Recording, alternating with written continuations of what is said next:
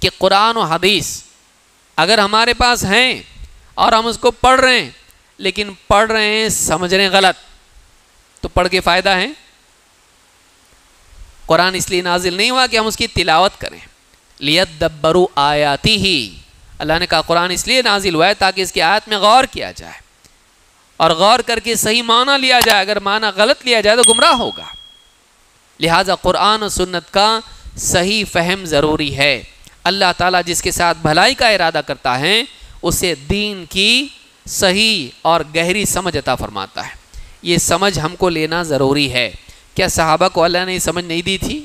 ان کو دی تھی، ان کو دی تھی، اسی لیے اللہ تعالیٰ نے ان کو عقل مند قرار دیا ہے۔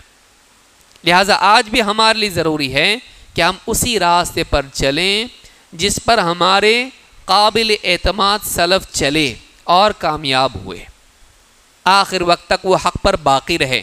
آج کون حق پر ہیں، کل گمراہ ہو جائے ہم کو کیا معلوم؟ سمجھ میں آئی بات؟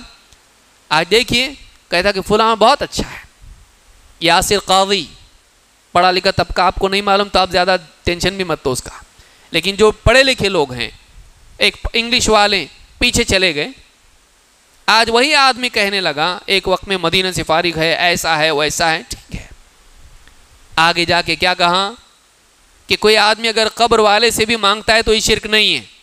بتائیے، ہمارا ایک عام آدمی اہل حدیث یہ بات مانتا ہے کہ اگر کوئی آدمی قبر پر جا کر اپنی حاجات پیش کرے اور ان سے مطالبہ کرے یہ شرک ہے۔ وَهُمْ عَنْ دُعَائِهِمْ غَافِلُونَ وَإِذَا حُشِرَ النَّاسُ كَانُوا لَهُمْ أَعْدَاءَ وَكَانُوا بِعِبَادَتِهِمْ كَافِرِينَ۔ قبر والوں سے مانگنا شرک ہے، عام آدمی جانتا ہے۔ ایک پڑھا لکھا آدمی ہے، کیا کہا؟ نہیں، کوئی آدمی اگر قبر پر مانگتا ہے قبر والوں سے، اس کو گناہ تو کہا جا سکتا ہے، شرک نہیں کہا جا سکتا۔ لیجئے، اور یہاں تک کہ کہا کہ اگر کوئی آدمی یہ مانے ڈارون کی تھیوری کو کہ ہاں فلاں سے یہ اور اس سے وہ بنتے بنتے بنتے بنتے بندر بنا، وہاں تک ہم ٹھیک مانتے ہیں، ہاں بندر سے انسان بنا یہ نہیں مان سکتے۔ اللہ تعالیٰ نے آدم علیہ السلام کو پیدا کیا، ہاں باقی مخلوقات میں مان سکتے ہیں۔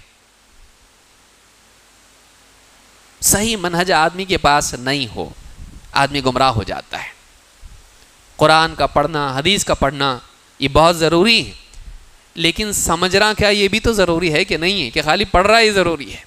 خالی پڑھنا کافی ہے؟ نہیں، سمجھنا، صحیح طور پر سمجھنا ضروری ہے۔ تو صحیح طور پر سمجھنا ہے کیا؟ ہم یہ کہتے ہیں کہ صحیح طور پر سمجھنا وہ سمجھنا ہے جو سلف نے سمجھا، جو ہمارے اسلاف نے سمجھا، وہ صحیح فہم ہے۔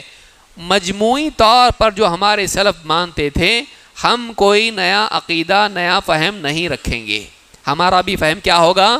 وہی ہوگا۔